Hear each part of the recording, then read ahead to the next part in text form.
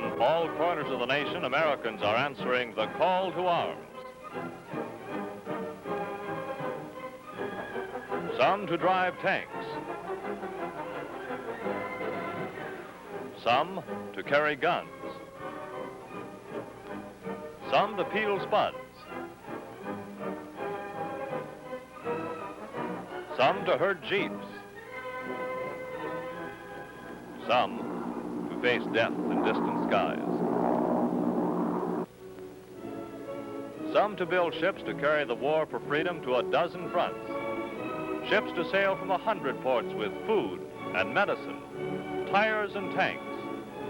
7 tons of precious cargo for every fighter on battlefields strung halfway around the world. 7,000 miles to MacArthur in Australia. 11,000 miles to Aden in the Persian Gulf.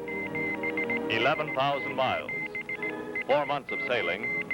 And at the end of it, like as not, a torpedo, an oil slick, and 1,000 lives lost.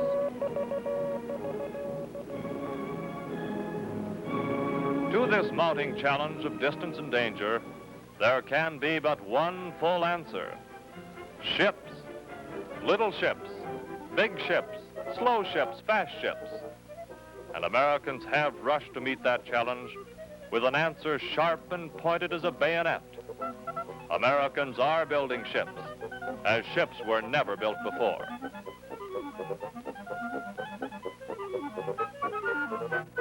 In 50 shipyards around the nation's coastline, workers take up new jobs.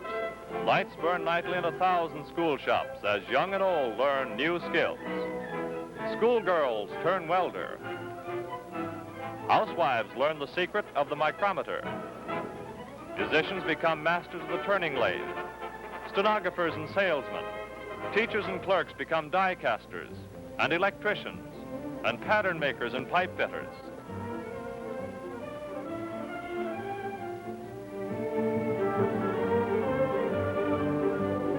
Fresh from the classrooms into the yards they pour. Swede rubs elbows with Irishmen.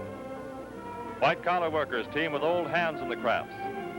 Grandfathers take up their tools again along with youngsters filling their first jobs. It's ships and men and ships as the nation's great new workers' army swings into the rhythm of 1,000 unfamiliar tasks. As shipways, and beyond them still more shipways, rise against the sky to build a new and mighty lifeline for the United Nations.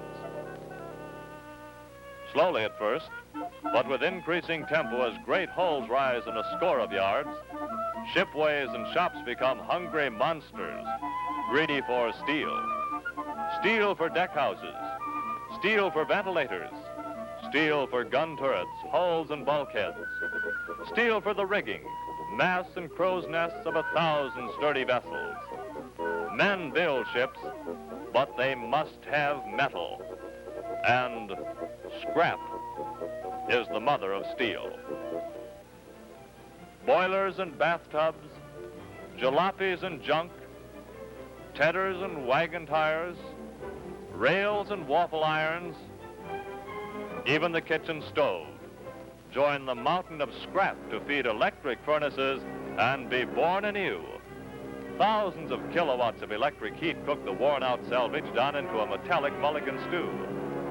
Salted with fresh alloys, the blazing brew gains strength and authority to withstand the tests of modern war.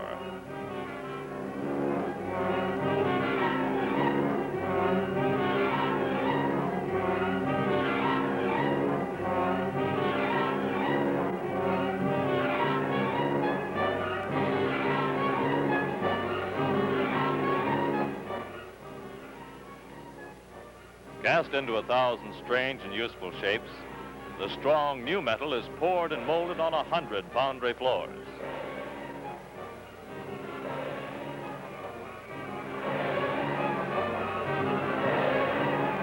Heated and reheated, annealed and pressed, ton upon ton of sturdy steel plate is rolled by a score of mills to be scaled, pounded and bent at white-hot temperatures to the needs of victory.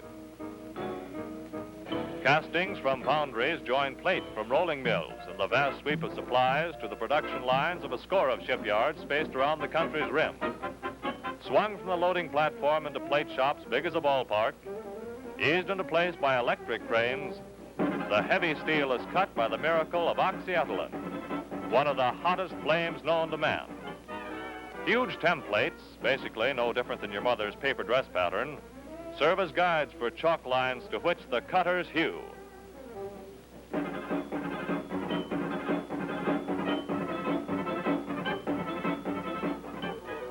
Punched and drilled and bent in shape and drilled and bent and shaped again, the metal is swung from tool to tool, faster and still faster, as new shortcuts in production are perfected.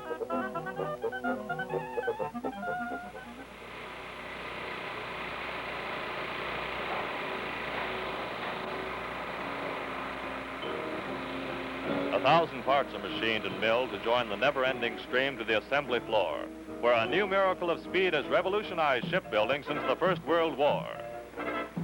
Welding. Electric power for joining steel with a white-hot arc that leaves a barely visible seam. Electric welding. To build whole deck houses, gun turrets, stern and bow assemblies simultaneously while parent hulls rise steadily to completion. Welding, with which one man can join as much metal as 3 old-time riveters. Remember that old triple play? From forge to pitcher to bucket? It took more than 1 million rivets to build one ship, with the riveters swarming over the hulls like flies in a slice of melon. They broke a record, too. They built one ship in 226 days. But this is an age of power. With a few electric welders, you can lay your steel plates in the ground, stitch them together in sections big as a dance floor, and hoist them onto a ship's hull fast as you can say, Schicklgruber.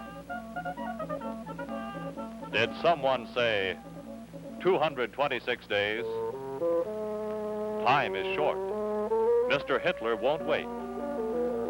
The boys at Oregon Ship built the Star of Oregon, first Liberty hull of World War II, in 153. Then 112 days to complete the Robert Fulton. 99 days to build the Alexander Hamilton, complete from keel to deck house.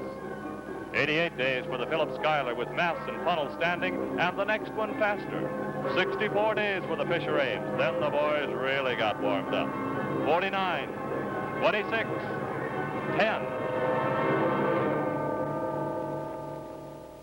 10 days, and the Joseph M. Teal slips into the quiet water of a great river, which, harnessed by man's ingenuity, makes possible the Northwest's miracle of ships.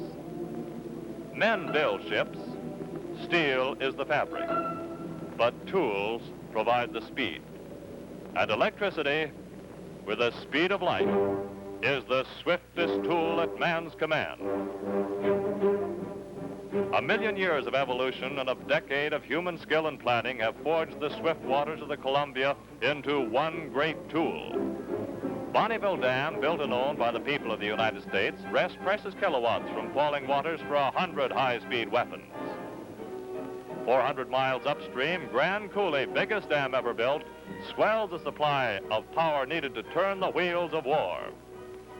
Without hydropower from these 2 giant fortresses of the Columbia, without the tons of water falling against the blades of giant turbines, there might be no power for steel, no power for lathes and presses, no electric power for the welding arc, for lifting and for cutting.